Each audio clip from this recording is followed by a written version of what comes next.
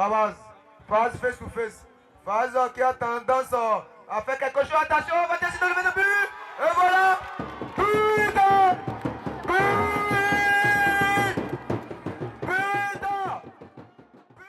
Un but, des applaudissements et une ambiance déjà à la hauteur de l'événement.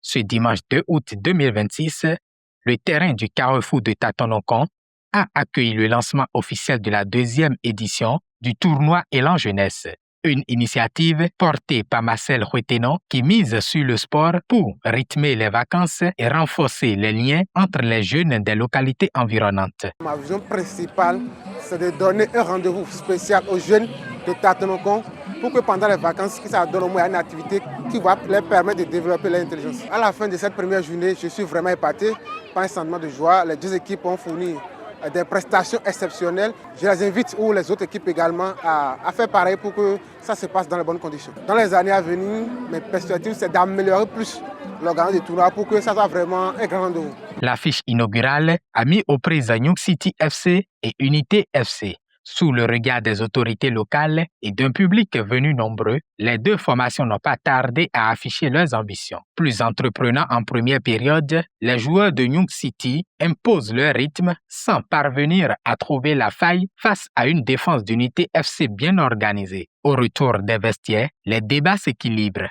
Les joueurs d'Unité FC se montrent plus incisifs et multiplient les offensives. Alors que le partage des points semblait inévitable, Young City finit par faire la différence dans les ultimes instants de la rencontre et s'offre une victoire inaugurale. Un résultat qui satisfait les vainqueurs, tandis que les vaincus promettent de rebondir lors de leur prochaine sortie. Une première victoire pour l'entame d'un tournoi comme ça, c'est déjà un bon point de départ.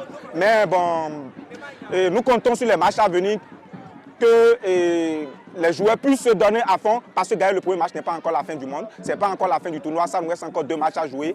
Et je crois en mes joueurs et je sais qu'ils vont donner le meilleur d'eux-mêmes. Et bonne chance à toutes les équipes de notre poule également. Mon équipe n'a pas démérité, c'est suite à une erreur de marquage que le but a été concédé. Donc je rends grâce à Dieu quand même, Inch'Allah. Ça reste encore 2 matchs, il n'y a pas de souci, on va remonter. Je vais remonter le moral à mes poulains et Inch'Allah, on va gagner les 2 matchs et qualifier au tour suivant. Une place en phase finale avant le dénouement prévu pour le 30 août prochain. Au-delà de la compétition, les organisateurs entendent récompenser les meilleures formations et encourager davantage la participation des jeunes à cette fête du football. Et nous avons au total 16 équipes qui participeront. Et l'équipe gagnante aura comme prix une enveloppe de 100 000 francs, un trophée, un ballon, plus un jeu de maillot. Et la deuxième équipe aura comme prix 50 000 francs, un lot de maillot, un ballon.